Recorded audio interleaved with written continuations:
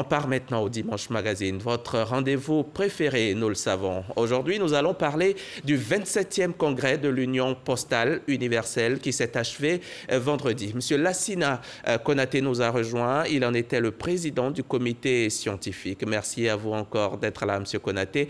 Suivons ensemble l'élément vidéo qui vient maintenant. Les lampions se sont éteints sur le 27e congrès de l'Union postale universelle à Abidjan, qui avait pour thème central la digitalisation des services postaux. Plusieurs temps forts ont marqué la tenue de ces assises. Il s'agit du renouvellement des instances dirigeantes, à savoir les postes de directeur général et du vice-directeur général, mais également ceux du conseil d'exploitation postale et du conseil d'administration occupés respectivement par la France et la Côte d'Ivoire. À côté des élections, durant plusieurs semaines, les congressistes ont adopté en plénière plusieurs réformes majeures dans le plafonnement du budget de l'Union, arrêté au montant d'environ 23 milliards de francs CFA, avec à la clé la priorisation des plans d'action annuels. La question des contributions des 192 pays membres était également au centre des échanges.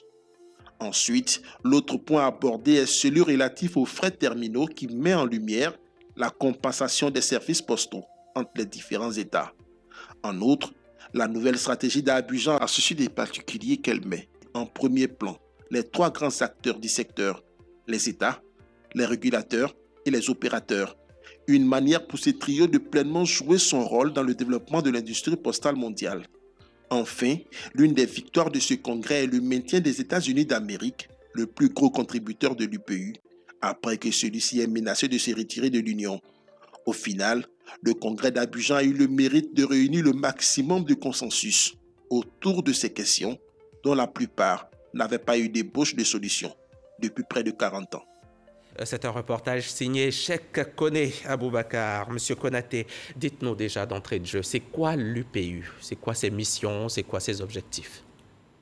Je vous remercie de nous donner l'opportunité d'être là au nom du ministre de l'économie numérique, de télécommunications et de l'innovation. Monsieur Adam Félix. Monsieur Roger Adam Félix. Alors l'UPU, c'est l'Union postale universelle.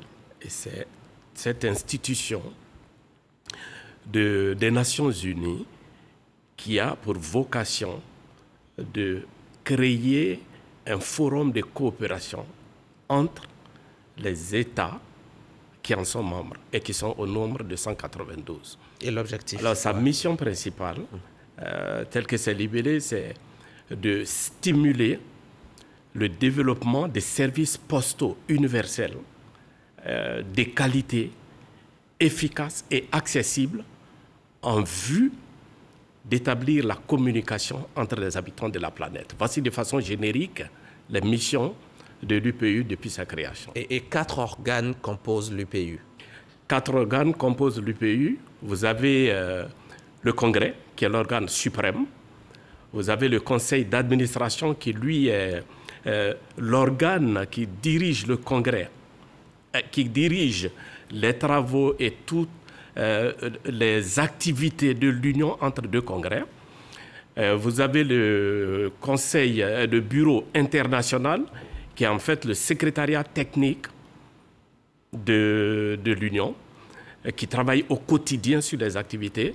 Et enfin, vous avez le conseil d'exploitation, qui lui est un organe plutôt opérationnel et dédié beaucoup plus aux opérateurs désignés. Et le conseil d'administration dont vous avez parlé est dirigé désormais par notre directeur général, le directeur général de la Poste de Côte d'Ivoire, M. Isaac Niambayao. Quel sera son rôle de façon concrète en tant que président du conseil d'administration? Alors, comme je l'ai dit tantôt, le conseil d'administration est cet organe qui va diriger l'union entre deux congrès. C'est dire combien son rôle est extrêmement important. À Abidjan, il a été défini la stratégie postale d'Abidjan. C'est cette feuille de route qui va donner le cap à toute la communauté postale pour les 4 prochaines années. Donc, le rôle de notre compatriote que nous félicitons sera d'amener la communauté à la tête d'un groupe d'États au nombre de 41, appliquer cette stratégie postale qui est accompagnée d'un plan d'activité. Donc, c'est dire la tâche qu'il attend, mais il n'y a pas de doute que les autorités, les plus hautes autorités de ce pays, lui ayant fait confiance et connaissant sa détermination, sa passion pour la cause, ça sera couronné de succès. Et cette stratégie d'Abidjan dont on parle, vous pouvez nous en dire un peu plus? Alors, la stratégie d'Abidjan, il faut savoir que lorsque le Congrès s'est réuni, tous les 4 ans, elle fait le bilan du cycle passé et définit les termes de la stratégie pour le cycle suivant. Et la stratégie qui a été adoptée au niveau d'Abidjan, ça s'appelle la stratégie postale d'Abidjan ou la stratégie mondiale d'Abidjan. Elle est basée sur une vision qu'on appelle la vision postale 2030. Et pris comme ça, c'est l'énoncé d'un certain nombre de directives qui peut amener tous les acteurs à jouer pleinement leur rôle, mais de façon plus spécifique. Cette stratégie est basée sur 3 axes stratégiques. Le premier pilier, c'est renforcer le rôle de l'Union postale universelle comme forum de coopération entre les États. 2, de faire en sorte que l'Union postale universelle puisse fournir aux États membres des services, des technologies à des prix abordables. Parce que n'oubliez pas que derrière, il y a la notion de service postal universel. Et enfin, jouer le rôle de centre de connaissances au service des États membres. Et le 27e congrès donc, de l'UPU vient de se tenir ici à Abidjan. Quels étaient les enjeux de ce congrès? Alors, les enjeux, il faut savoir que c'est un congrès technique, c'est un congrès scientifique. Et pour cela, il y avait des objectifs qui étaient assignés à ce congrès au niveau du bureau international. C'était de faire aboutir un certain nombre de réformes qui, depuis 30 ans, depuis 40 ans, sont pratiquement dans les tiroirs. Il fallait les faire aboutir à Abidjan. Donc ça, c'était déjà un enjeu important. L'autre enjeu, c'est évidemment de renouveler les instances de l'UPU.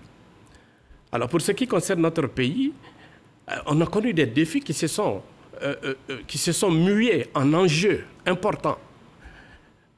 Ce congrès, il revenait en Afrique 87 ans après celui organisé en Égypte en 1934. Et la Côte d'Ivoire, ayant senti cette aspiration du continent à héberger un autre congrès, s'est porté volontaire pour l'abriter. C'était important. Et puis le contexte particulier de pandémie qui a fait qu'il fallait faire des choix basés sur les technologies. Et pour nous, c'était important. Et je voudrais encore saisir cette opportunité au nom de tout le comité d'organisation pour remercier toutes les hautes autorités de ce pays, avec à sa tête le président Alassane et le Premier ministre Patrick Hachi, qui n'ont pas lésiné sur les moyens pour que nous puissions répondre à cette attente de l'Afrique. L'Afrique vous invite, la Côte d'Ivoire vous accueille, Abidjan vous attend. C'était cela le slogan. Quel était l'intérêt véritable pour la Côte d'Ivoire d'organiser ce congrès? Alors, en termes d'intérêt, on peut parler d'intérêt immédiat.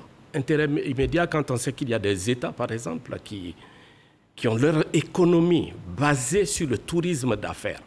C'est-à-dire qu'il y a des retombées immédiates.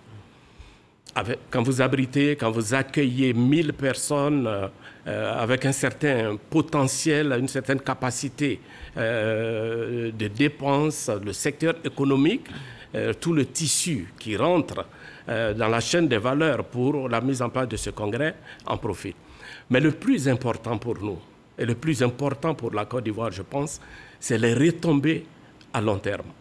Et les retombées à long terme, à Abidjan, vous avez vu des États développés, des États les moins nantis, des États intermédiaires qui se sont côtoyés, qui ont échangé leurs expériences.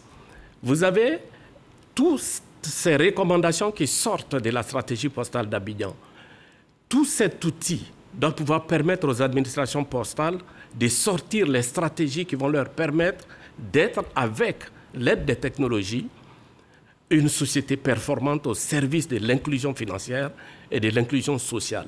Et ça, c'est des retombées à long terme qui viennent à renforcer notre économie. Vous êtes donc satisfait de l'organisation de ce congrès, hein? Mais je voudrais vous demander, M. Konaté, la Poste, hier, on ne pouvait pas s'en passer véritablement, mais aujourd'hui, on vit assez normalement sans la Poste, et demain, peut-être encore plus. On sera un peu moins intéressé par la Poste et par ses services. Est-ce que la Poste, aujourd'hui, vous y avez pensé, peut s'accommoder des temps qui changent? Alors, ce n'est même pas une option pour la Poste de s'accommoder au changement. Tout le tissu économique a été affecté d'une manière ou d'une autre avec les changements, surtout la survenue de la pandémie, mais aussi des technologies. Et la Poste, quand vous dites on peut se passer de la Poste, c'est non, derrière la Poste, derrière les actes que vous voyez, derrière le bureau de Poste, il y a aussi que la Poste joue un rôle dans la chaîne d'approvisionnement au niveau mondial. Aujourd'hui, il y a certains types de services qui, avec la concurrence du numérique, tendent à disparaître.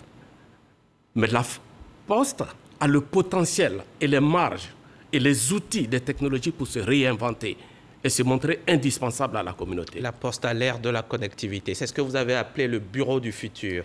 Oui, et très consciente de cette nouvelle approche, de cette volonté de réinventer la Poste, la Côte d'Ivoire, avec l'UPU, se sont dit que l'occasion du congrès était belle pour montrer aux postes du monde quel était le chemin, quel était le nouveau chemin. Et pour cela, il a été mis en place un pilote, un bureau pilote qui est le bureau de la Poste du futur. Ce n'est pas qu'un bâtiment. Derrière ce bureau de poste ou à l'intérieur, on doit voir naître de nouveaux business models.